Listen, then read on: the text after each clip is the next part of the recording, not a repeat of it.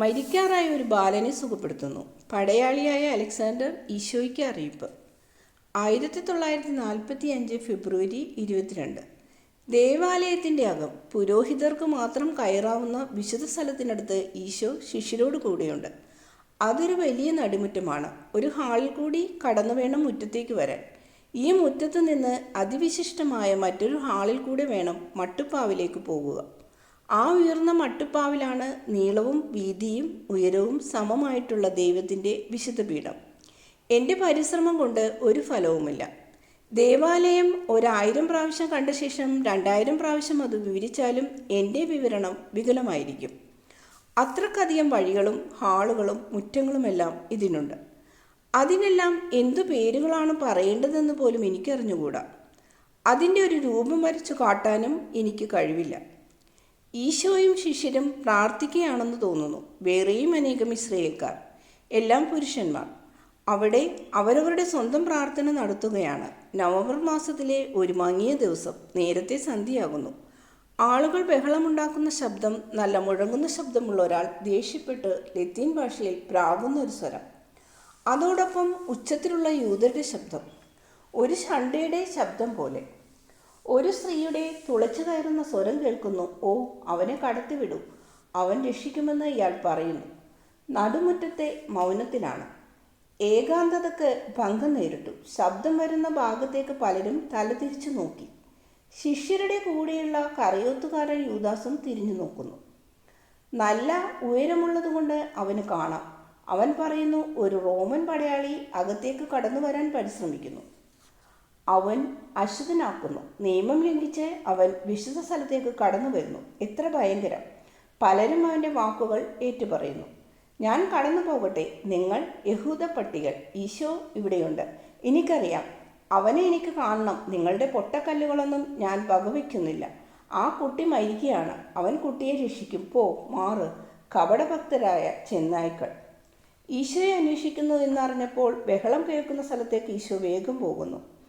അവിടെ എത്തിയപ്പോൾ ഉച്ചത്തിൽ വിളിച്ചു പറയുന്നു, ഈ സ്ഥലത്തിന് സമാധാനവും ബഹുമാനവും നൽകൂ. കാഴ്ചവെപ്പിൻ്റെ സമയത്തെ ബഹുമാനിക്കും. ഓ ഈശോയെ സ്വസ്തി, ഞാൻ അലക്സാണ്ടറാണ്, എനിക്ക് സ്ഥലം തരൂ നായ്ക്കളെ. ഈശോ ശാന്തമായി പറയുന്നു, ശരി, അവന് സ്ഥലം കൊടുക്കൂ. അവിശ്വാസിയായ ഇവനെ ഞാൻ വേറൊരിടത്തേക്ക് കൊണ്ടുപോയിക്കൊള്ളാം. ഈ സ്ഥലം നമുക്കെത്ര വിലപ്പെട്ടതാണെന്ന് ഇയാൾക്ക് അറിഞ്ഞുകൂടല്ലോ. ആളുകൾ ഇടം കൊടുക്കുന്നു. ഈശോ പടൻ്റെ അടുത്തെത്തുന്നു. അയാളുടെ പടച്ചട്ടയിൽ രക്തം പുരണ്ടിരിക്കുന്നു. നിനക്ക് മുറിവേറ്റതാണോ? വരൂ, നമുക്കിവിടെ നിൽക്കാൻ പറ്റുകയില്ല. ഈശോ അയാളെ വേറൊരു മുറ്റത്തു കൂടെ കടത്തി അതിനപ്പുറത്തേക്ക് പോകുന്നു. എനിക്ക് മുറിവേറ്റതല്ല, ഒരു ചെറുബാലൻ, എൻ്റെ കുതിര. ആൻ്റോണിയായുടെ സമീപമെത്തിയപ്പോൾ അവൻ നിയന്ത്രണം വിട്ടോടി. ഈ കുട്ടിയെ തട്ടി വീഴിച്ചു, അവൻ്റെ മേൽ ചവിട്ടി. അവൻ്റെ കുളമ്പ് കൊണ്ട് കുട്ടിയുടെ തല പിളർന്നുപോയി. പ്രോക്കൂളസ് പറഞ്ഞു, ഒന്നും ചെയ്യാൻ പറ്റുകയില്ല എന്ന്. ഇതെൻ്റെ കുറ്റം കൊണ്ട് വന്നതല്ല, പക്ഷേ ഇത് എന്നിൽ കൂടിയാണ് സംഭവിച്ചത്. കുട്ടിയുടെ അമ്മ നിരാശയിലാണ്. ഈശോ കടന്നു പോകുന്നത് ഞാൻ കണ്ടിരുന്നു. ഇങ്ങോട്ട് വന്നതെന്നും ഞാൻ മനസ്സിലാക്കി. ഞാൻ പറഞ്ഞു, പ്രോക്കൂളസിന് സാധ്യമല്ല, എന്നാൽ അവന് കഴിയും. ഞാൻ പറഞ്ഞു, സ്ത്രീയെ വരൂ, ഈശോ അവനെ സുഖപ്പെടുത്തും. ആ ഭ്രാന്ത് പിടിച്ച മനുഷ്യൻ എന്നെ കടത്തിവിടുകയില്ലായിരുന്നു. ഒരുപക്ഷെ കുട്ടി ഇപ്പോൾ മരിച്ചു കാണും. അവൻ എവിടെയാണ്? ഈശോ ചോദിക്കുന്നു. വളച്ച വാതിലിനിടയിൽ അമ്മയുടെ മടിയിൽ മത്സ്യകവാടത്തിൽ കണ്ട ആ ഭടൻ പറയുന്നു, നമുക്ക് അങ്ങോട്ട് പോകാം. ഈശോ കൂടുതൽ വേഗത്തിൽ നടക്കുന്നു. ശിഷ്യരും കുറേ ആളുകളും പിന്നാലെയുണ്ട്. വളച്ച വാതിലിൻ്റെ നടയിൽ തൂണിന്മേൽ ചാരി വേദനയാൽ പിളർക്കപ്പെടുന്ന ഒരു സ്ത്രീ ഇരിക്കുന്നു. മരിക്കുന്ന കുട്ടിയെ ഓർത്തവൾ വിലപിക്കുന്നു. കുട്ടി വിളറി തളർന്നിരിക്കുന്നു. നീലിമ കലർന്ന അതരങ്ങൾ പകുതി വിടർന്ന് വളരെ പ്രയാസപ്പെട്ടാണ് ശ്വാസമെടുക്കുന്നത്. തലയിലെ മുറിവിന് വട്ടം ചുറ്റിക്കെട്ടുണ്ട്. കെട്ട് നെറ്റിയും തലയും പിൻഭാഗത്തും രക്തം കൊണ്ട് നനഞ്ഞിരിക്കുന്നു. അവൻ്റെ തല മുമ്പിലും പിൻഭാഗത്തും പൊട്ടി തലച്ചോറ് കാണാം. ഈ പ്രായത്തിൽ തല മാർദ്ദവമാണ്. ആ കുതിര വളരെ വലിയതും ഈയിടെ ലാടം തറച്ചതുമാണ്, അലക്സാണ്ടർ വിവരിക്കുന്നു. ഈശോ ആ സ്ത്രീയുടെ തൊട്ടടുത്ത് വന്നു. വേദനയുടെ ആധിക്യ നിമിത്തം അവളൊരക്ഷരം മിണ്ടുന്നില്ല. മരിച്ചുകൊണ്ടിരിക്കുന്ന കുട്ടിയെക്കുറിച്ച് അവൾ കഠിനവേദന അനുഭവിക്കുന്നു. ഈശോ കരം അവളുടെ ശിരസിൽ വെച്ചുകൊണ്ട് പറയുന്നു, സ്ത്രീയെ കരയാതിരിക്കൂ. ഇത് പറയുന്നത് പരിമിതിയില്ലാത്ത ദയാവായ്പോടെയാണ് കൂടെയാണ്. വിശ്വാസമുള്ളവളായിരിക്കും, കുട്ടിയെ എൻ്റെ കയ്യിലേക്ക് തരൂ. എന്ത് ചെയ്യണമെന്നറിയാതെ ആ സ്ത്രീ ഈശോയെ നോക്കിക്കൊണ്ട് അനങ്ങാതിരിക്കുന്നു. ജനക്കൂട്ടം റോമാക്കാരെ പ്രാകുന്ന മരിക്കുന്ന കുട്ടിയോടും അവൻ്റെ അമ്മയോടും സഹതാപം കാണിക്കുകയും ചെയ്യുന്നു. റോമാക്കാരെ അസഭ്യം പറയുന്നതിനാൽ അലക്സാണ്ടർക്ക് ദേഷ്യം, അതേസമയം കാരുണ്യവും പ്രതീക്ഷയും. സ്ത്രീക്ക് അനങ്ങാൻ തന്നെ കഴിയുന്നില്ലെന്ന് മനസ്സിലാക്കിയ ഈശോ അവളുടെ സമീപം ഇരിക്കുന്നു. കുനിഞ്ഞ് മുറിവേറ്റ തല തൻ്റെ കരങ്ങളിലെടുക്കുന്നു. കുനിഞ്ഞ് നിർജീവമായ മുഖത്ത് പ്രയാസപ്പെട്ട് ശ്വാസമെടുക്കുന്ന അധരങ്ങളിൽ നിശ്വസിക്കുന്നു. ഏതാനും നിമിഷങ്ങൾ അനന്തരം ഈശോ പുഞ്ചിരി തൂകുന്നു. ഈശോയുടെ മുടിച്ചുരുളുകൾ മുന്നോട്ട് വീണ് കിടക്കുന്നതിനാൽ ആ പുഞ്ചിരി ശരിക്ക് കാണാൻ സാധിക്കുകയില്ല. ഈശോ നേരെയിരിക്കുന്നു. കുട്ടി അവൻ്റെ ചെറുകണ്ണുകൾ തുറക്കുന്നു. എഴുന്നേറ്റിരിക്കാൻ ശ്രമിക്കുന്നു. അവൻ്റെ അമ്മ വിചാരിക്കുന്നത് ഇതവൻ്റെ മരണവെപ്രാളമായിരിക്കുമെന്നാണ്. അതിനാൽ അവൾ നിയന്ത്രണമിട്ട ഉച്ചത്തിൽ കരഞ്ഞുകൊണ്ട് അവനെ നെഞ്ചോട് ചേർത്ത് പിടിക്കുന്നു. സ്ത്രീയെ, അവൻ പോകട്ടെ, കുട്ടി എൻ്റെ അടുത്ത് വരൂ. ഈശോ ഇപ്പോഴും ആ സ്ത്രീയുടെ അടുത്തിരുന്നു കൊണ്ടാണ് പറയുന്നത്. കുട്ടിയുടെ നേർക്ക് കൈകൾ നീട്ടി പുഞ്ചിരി തൂകുന്നു. കുട്ടി വലിയ ആശ്രയത്തോടെ ഈശോയുടെ കരങ്ങളിലേക്ക് വന്ന് വീണ് കരയുന്നു. ദുഃഖനിമിത്തമല്ല, അവൻ്റെ ഓർമ്മ വീണ്ടും കിട്ടിയതിനാൽ ഭയം കൊണ്ട് കരയുന്നതാണ്. ഇവിടെ ഒരു കുതിരയുമില്ല, കുതിര ഇവിടെ ഇല്ല. ഈശോ അവനെ ധൈര്യപ്പെടുത്തുന്നു. എല്ലാം തീർന്നു. ഇവിടെ ഇപ്പോഴും വേദനിക്കുന്നുണ്ടോ? ഇല്ല, എനിക്ക് പേടിയാകുന്നു, എനിക്ക് പേടിയാ. സ്ത്രീയെ നോക്കൂ, ഇത് പേടി മാത്രമാണ്, അത് വേഗം തീരും. കുറച്ച് വെള്ളം കൊണ്ടുവരൂ. രക്തവും തുണിയും വെച്ച് കെട്ടിയിരിക്കുന്നതെല്ലാം അവനെ അസഹ്യപ്പെടുത്തുന്നു. ജോൺ, നിന്റെ പക്കലുള്ള ആപ്പിളൊന്ന് എനിക്ക് തരൂ. കുഞ്ഞെ, ഇതെടുക്കൂ, ഇത് തിന്നോ, ഇത് നല്ലതാ. അവർ വെള്ളം കൊണ്ടുവരുന്നു. അലക്സാണ്ടറും ആ സ്ത്രീയും പറയുന്നു, വേണ്ട, അവൻ സുഖമായി വരുന്നു. എന്നാൽ അവൻ്റെ തല പിളർന്നാണിരിക്കുന്നത്. ഈശോ പുഞ്ചിരി തൂകിക്കൊണ്ട് കെട്ടഴിക്കുന്നു. 1, 2, 3, 8 ചുറ്റാണ് ചുറ്റിക്കെട്ടിയിരിക്കുന്നത്. രക്തം പുരണ്ട ആ തുണി ഈശോ മാറ്റി നെറ്റിയുടെ മധ്യേ തുടങ്ങി തലയുടെ പിൻഭാഗം വരെ വലതുവശത്ത് ഒറ്റക്കട്ടയായിട്ടാണ് രക്തം ഉറഞ്ഞിരിക്കുന്നത്. അത് കുട്ടിയുടെ മുടിക്കിടയിലും. എന്നാൽ മാർദ്ദവമുണ്ട്. ഈശോ സ്വല്പം തുണിയെടുത്ത് നനച്ചത് കഴുകുന്നു. അതിനിടയിൽ മുറിവുണ്ട്. രക്തക്കട്ട നീക്കിയാൽ വീണ്ടും രക്തം വരാൻ തുടങ്ങും. അലക്സാണ്ടറിന് നിർബന്ധം. കുട്ടിയുടെ അമ്മ അത് കാണാതിരിക്കാൻ കണ്ണെടുക്കുന്നു. ഈശോ തുടർന്ന് കഴുകുകയാണ്. കട്ട പിടിച്ച രക്തം അയഞ്ഞു. ഇപ്പോൾ കുട്ടിയുടെ മുടി വൃത്തിയായി. മുടി നനഞ്ഞാണിരിക്കുന്നത്. പക്ഷെ അതിനിടയിൽ മുറിവൊന്നുമില്ല. അവൻ്റെ നെറ്റിയും സുഖപ്പെട്ടു. മുറിപ്പാടിൽ ഒരു ചെറിയ ചുമന്ന അടയാളം മാത്രമേ ഇപ്പോഴുള്ളൂ. അത്ഭുതം നിറഞ്ഞ ജനം ഹർഷാരവം മുഴക്കുന്നു. സ്ത്രീ ധൈര്യപൂർവ്വം നോക്കുന്നു. കാര്യം മനസ്സിലായപ്പോൾ നിയന്ത്രണം വിട്ടവൾ ഈശോയുടെ അടുത്ത് ചെന്ന് വീഴുന്നു. കുട്ടിയെയും എടുത്ത് ഈശോയെ ആലിംഗനം ചെയ്ത് കരയുന്നു. ഈശോ ആ വികാരത്തള്ളലെല്ലാം കണ്ണീരും ബഹളവും ക്ഷമാപൂർവ്വം സ്വീകരിക്കുന്നു. ഈശോയെ നന്ദി, ഞാൻ നിഷ്കളങ്കനായി ഈ കുട്ടിയെ കൊന്നല്ലോ എന്നോർത്ത് വിഷമിച്ചു പോയി. നീ നല്ലവനായിരുന്നു, വിശ്വസ്തനുമാണ്. തിരിച്ചു നിന്റെ ജോലിക്ക് പോയിക്കൊള്ളുക.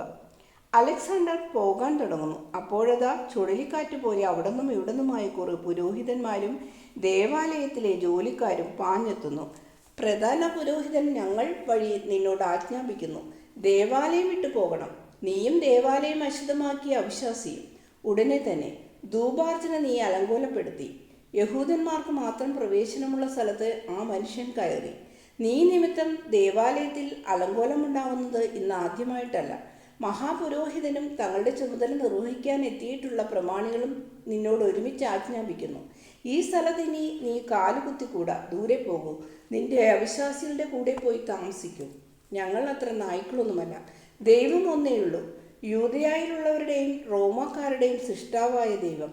ഇതവൻ്റെ ഭവനമെങ്കിൽ അവനാണ് എന്നെയും സൃഷ്ടിച്ചതെങ്കിൽ അകത്ത് കയറി വരാൻ എന്നെയും കൂടെ പോയി അനുവദിക്കേണ്ടതാണ്. അവിശ്വാസികളെന്ന് യഹൂദർ പറയുമ്പോഴത്തെ നിന്ന കണ്ട് സഹിക്കാനാവാതെ അലക്സാണ്ടർ പറയുന്നു. നീ ശാന്തനാകൂ അലക്സാണ്ടർ, ഞാൻ സംസാരിക്കാം.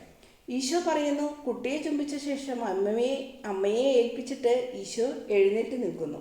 തന്നെ പുറത്താക്കാൻ വന്നവരുടെ നേരെ തിരിഞ്ഞ് പറയുന്നു, വിശ്വാസിയായ ഒരുവനെ, ഒരു യഥാർത്ഥ ഇസ്രയേൽക്കാരനെ അവനിൽ പാപം ആരോപിച്ച് തെളിയിക്കാൻ കഴിയുന്നില്ലെങ്കിൽ വിശുദ്ധ സ്ഥലത്തിന് സമീപം പ്രാർത്ഥിക്കുന്നത് തടയാൻ ആർക്കും സാധിക്കുകയില്ല. എന്നാൽ ദേവാലയത്തിൽ നിയമം വിശദീകരിക്കുന്നത് വിൽക്കാൻ പറ്റും.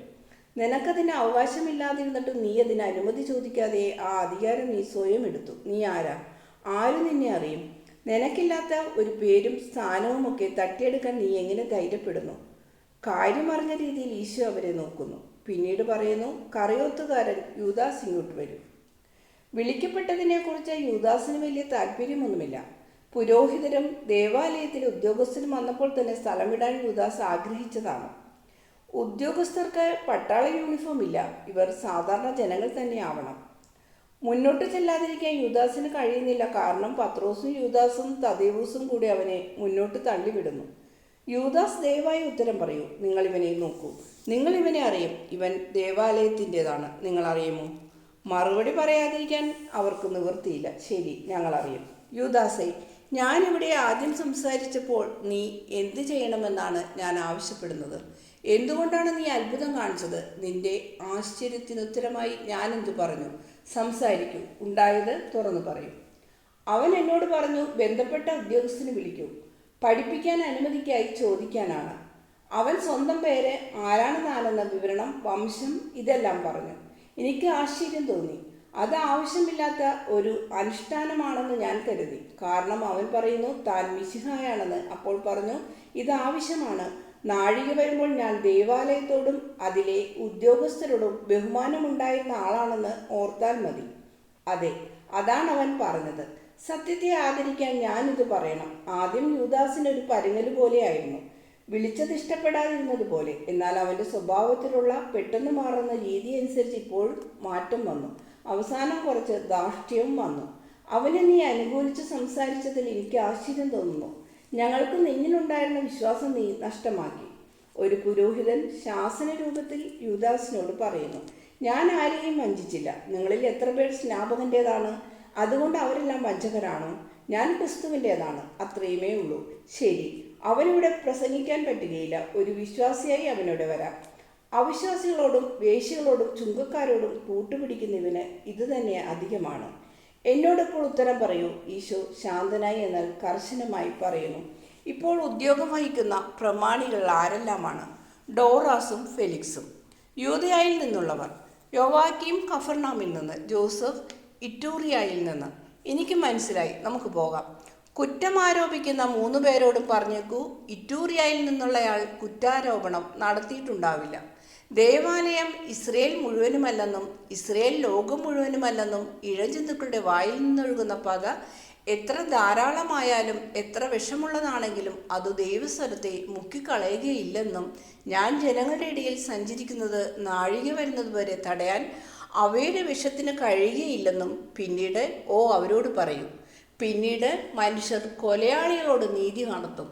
ബലിയായവനെ അവരുയർത്തും. അവരുടെ ഏകസ്നേഹമാക്കും. പോകൂ, നമുക്ക് പോകാം. ഈശോ തൻ്റെ വീതിയുള്ള ഘനമുള്ള ഇരുണ്ട നിറമുള്ള പുറംകുപ്പായം എടുത്ത് പൊതിച്ചുകൊണ്ട് ശിഷ്യന്മാരുടെ മധ്യേ പുറത്തേക്ക് പോകുന്നു.